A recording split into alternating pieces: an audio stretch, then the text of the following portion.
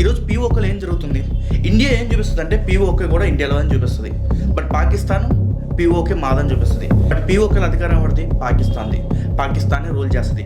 పీఓకేలో దాదాపు 50 లక్షల మంది జనాభా ఉంటారు. పాక్ ఆక్యుపైడ్ కాశ్మీర్, ఆజాద్ కాశ్మీర్ అంటారు. ఈ పీఓకేలో 50 లక్షల మంది జనాభాకి దాదాపు 52 అసెంబ్లీ సీట్స్ ఉన్నాయి. సపరేట్ స్టేట్ లాగా ఉంటుంది అది. బట్ అధికారం మొత్తం పాకిస్తాన్ చేతిలోనే ఉంటుంది. సో ఇక్కడ విషయం ఏంటంటే 12 అసెంబ్లీ సీట్లు అనమాట. ఇక్కడ కాశ్మీర్ వాళ్ళు పాకిస్తాన్ వెళ్ళి ఉంటున్నారు, వాళ్ళకి కూడా 12 సీట్లు ఇవ్వడానికి రెడీ అయింది. వాళ్ళు పాకిస్తాన్ వెళ్ళి ఉంటున్నారు కదా, వాళ్ళకి ఎందుకు ఇవ్వాలి 12 అసెంబ్లీ సీట్లు, మాకున్న 52లో వాళ్ళకి ఇవ్వడానికి వీలు లేదని చెప్పేసి పీఓకేలో ప్రొటెస్ట్ చేస్తున్న అవామీ యాక్షన్ కమిటీ JAAC ఈ డిమాండ్స్ పెట్టింది పాకిస్తాన్ ముందు. దానికి పాకిస్తాన్ ఒప్పుకోలేదు.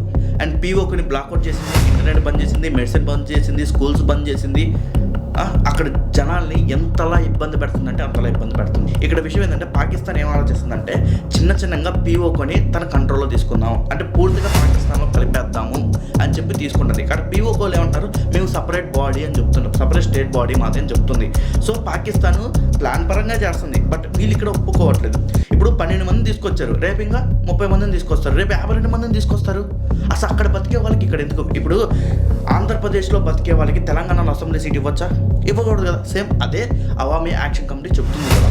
గోధుమలు ఇప్పించమని పాకిస్తాన్ని బద్దీలాడుతుంటే వాళ్ళు ఏమంటున్నారు, పాకిస్తాన్ మాకే లేవు మీకు ఎలా ఇస్తామని. జాయింట్ యాక్షన్ కమిటీ ఏమంటుంది, మీకు లేకపోతే మమ్మల్ని వదిలేయండి, మేము వేరే దేశం వెళ్ళి అడుక్కొని తెచ్చుకుంటాం, పక్కన భారతదేశం ఉంది కదా మాకు సహాయం చేస్తుంది, మీరు మాకు సపోర్ట్ చేస్తుంటే మీరు అంటే మేము మీ కింద బతుకుతున్నప్పుడు, మీరు మాకు అధిపతిగా ఉన్నప్పుడు ఇండియా మాకెందుకు సహాయం చేస్తుంది, మమ్మల్ని సపరేట్గా వదిలేనని పీఓకేలో ఉన్న కాశ్మీర్ ప్రజలు చెబుతున్నారు. దీన్ని ఇండియా కూడా ఖండించింది, కానీ ఇండియా డైరెక్ట్గా సపోర్ట్ చేయట్లా. ఎందుకంటే తెలుసా, అంటే గుంట నక్కలే అని భయం. ఎంతకాలం ఈ టెర్రరిస్టులకు సపోర్ట్ చేసుకుంటూ కాశ్మీర్ ప్రజలు ఉంటారు? వాళ్ళు కూడా తిరగబడుతున్నారు, వాళ్ళకి స్వతంత్రం కావాలనుకుంటున్నారు. మళ్ళీ కలుద్దాం వేరే వీడియోలో. దీనిపై మీ అభిప్రాయం కామెంట్ బాక్స్లో కామెంట్ చేయండి.